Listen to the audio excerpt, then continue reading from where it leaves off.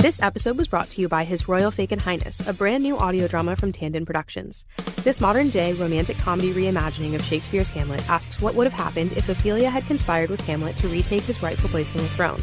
As they stage an engagement in the wake of the king's death, these childhood frenemies must decide between duty and love. To listen to their show, visit tandonproductions.com or search His Royal Fake Highness in your favorite podcast app.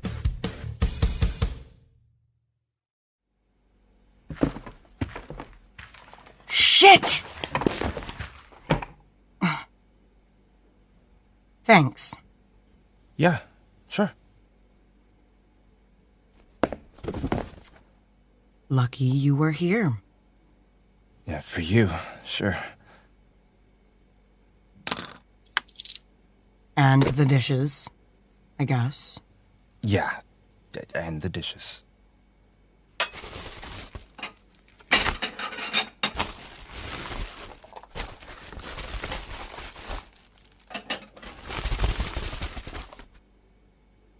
I'm sorry. No. No, really. Okay, me first. I'm sorry I left you here. I don't know what I was thinking. You were thinking that when we started this whole ordered destiny thing, you were really starting to like your life. You were thinking that you gave up your life to fulfill a destiny our parents chose for us.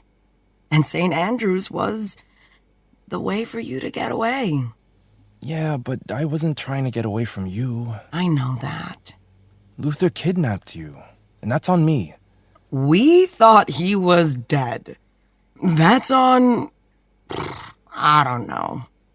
Vampires as a concept in general. Yeah, but he wouldn't have gotten you. Callum, we're in danger every single day of our lives.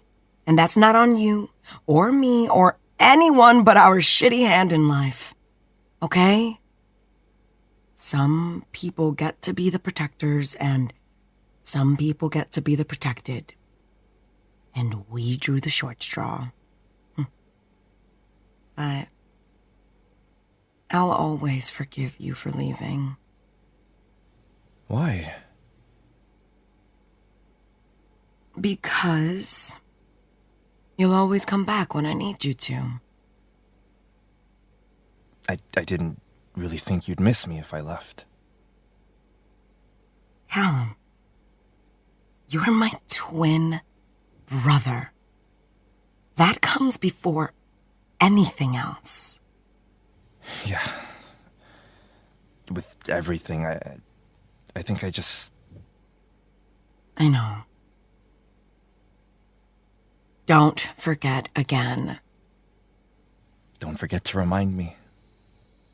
No,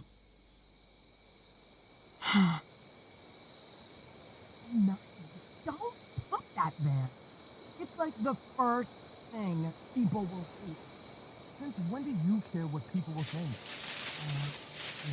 And you tried to put drunken over the fireplace?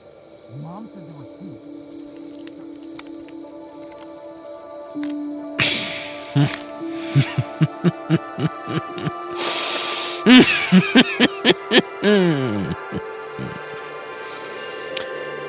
Oh, Callum. Welcome home.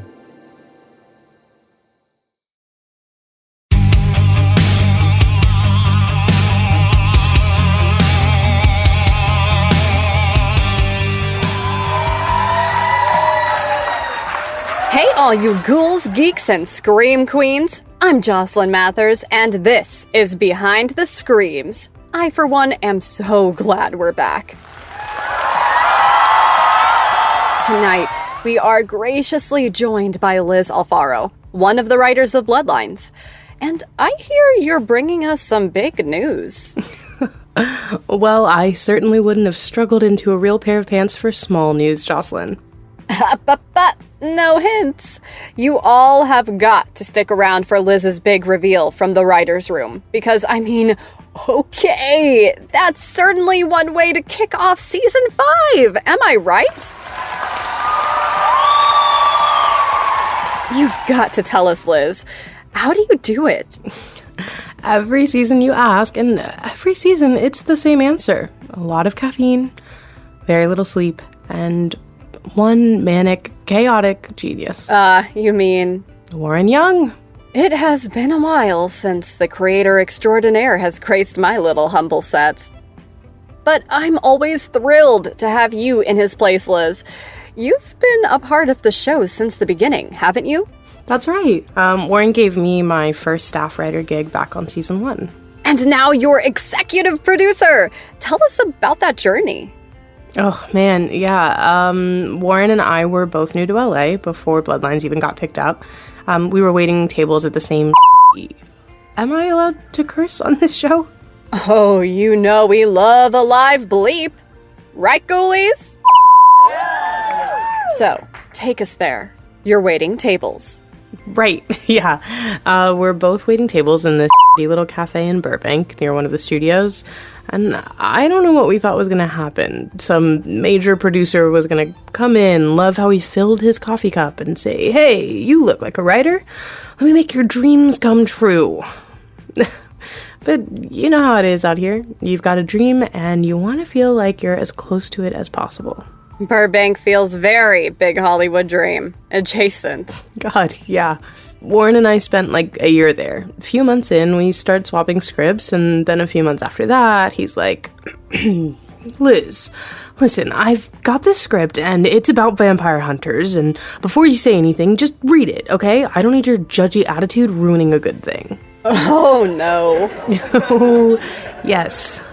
But he was right. We were young, and I was a bit of a snob. Everyone thinks they're going to write the next big American classic when they're in their 20s, right? But Warren handed me something so much better. Bloodlines. Well, a very messy, very rough first draft of what would become the Bloodlines we all know and love. But even on that draft, you could just tell Bex and Callum had this special spark. It scratched to this itch that I never even knew I had. I love that. Tell us what happens next. Okay, so Warren starts going crazy over it. Real obsessive. I mean, that can't eat, can't sleep till it's done kind of thing. And I am eating every draft up. And then, well, I'm gonna let you in on a little secret. Let's all lean in, folks. Everyone thinks this whole Hollywood thing happens overnight, you know? But Warren worked on that script day and night for months before he sent it to his agent, and then for months after that, we kept waiting tables, waiting for his phone to ring. And it finally did. Someone wanted Bloodlines. Warren kept waiting tables with me while he made the pilot, and then he waited some more, and then finally he gets the call. Bloodlines was going to series. Exactly. Okay. And tell me where you fit in. How do you go from a table-waiting Cinderella to Warren Young's right-hand woman? Honestly, look, people can say what they want about Warren Young. Oh, they have. But, look, you can't say he isn't loyal. After the show got picked up, he came back to our little coffee shop, and he's like, "Liz, hang up your apron." Oh, did you wear aprons? We did not, but Warren's got a flair for the dramatic, and he'd probably rehearse the whole thing with the apron line. He wasn't gonna do an on-the-fly rewrite. Bummer. Love the visual of you two in aprons, honestly.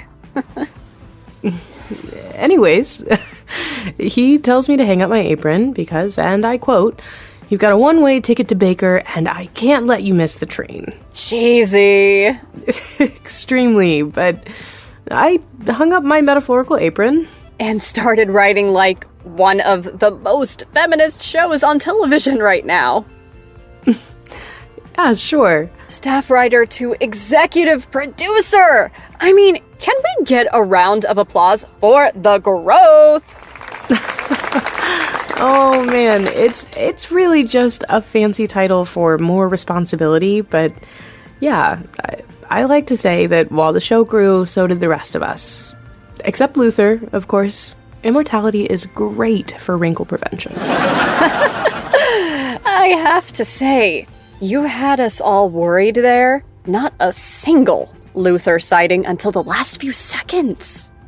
I know, but good things are worth waiting for, don't you think? I'll always wait for a bad boy.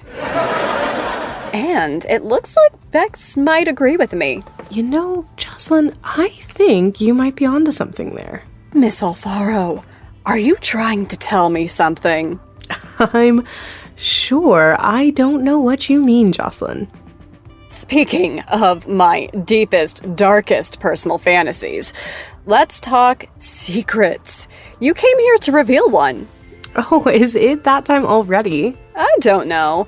What do you guys think? Should Liz tell us her secret? Right here on live television?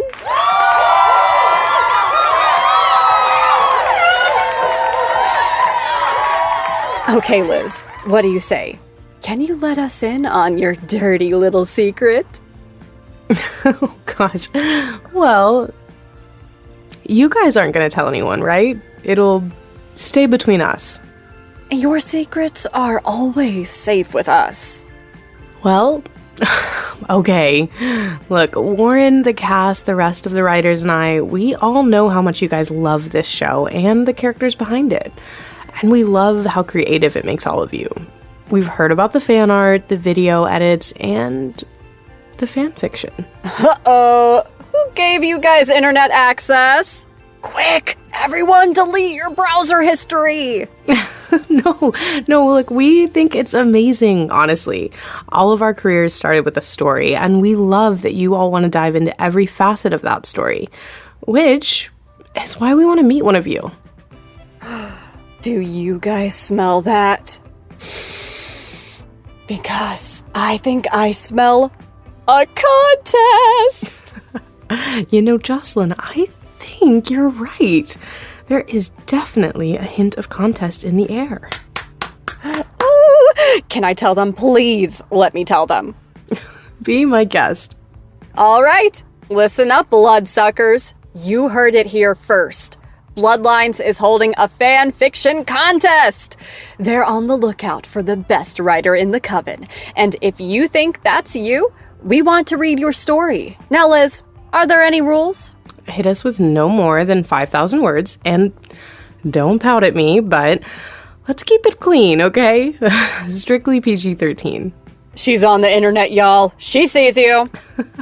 Pick your favorite character or characters, anything from Bloodlines that's in your heart, and show us what you think makes the show tick. Love that! And I get the fun part, the prize. We're going to fly the winner and a friend out to LA so you can see the magic happen. You'll get to visit set, get your very own vampire makeover, and have dinner with our very favorite creator, Warren Young. Warren will personally be picking the winner, so make sure those 5,000 words are the best you've got. That's our show tonight, everyone. Liz, thanks for bringing us the biggest news we've ever had. Always a pleasure, Jocelyn. Thanks for having me. You're always welcome on my couch, Liz. We'll see you next week, everyone. Make sure to stick around for a preview from next week's episode. I'm Jocelyn Mathers, and remember, what doesn't bite you makes you stronger.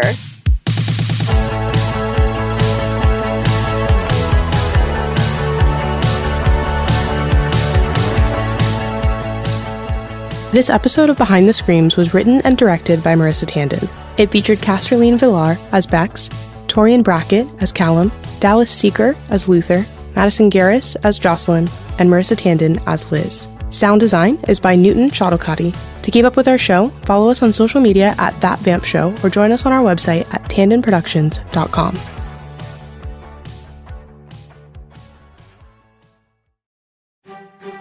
This episode was brought to you by Superordinary. To listen to their show, visit their website at superordinarypod.com. And now, please enjoy a sneak peek of their show. If you're listening to this, you're one of many lucky reporters about to get the scoop of the century. You're welcome. Look, you all know who I am. This is your resident supervillain coming at you from an undisclosed location. And I think it's time everyone got a chance to hear my side of the story, sans news propaganda, don't you? I was 16 when I had the first panic attack that I can remember. You definitely don't see them coming, and you in no way, shape, or form asked for it. It closes up your chest, convinces you there's not an ounce of oxygen in the room. Your vision tunnels in. Everything sounds far away. It's terrifying.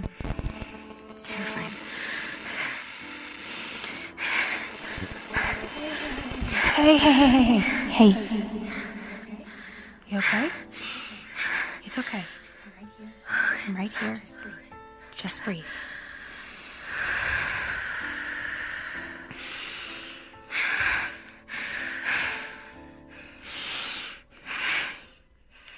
Do you want me to turn this off?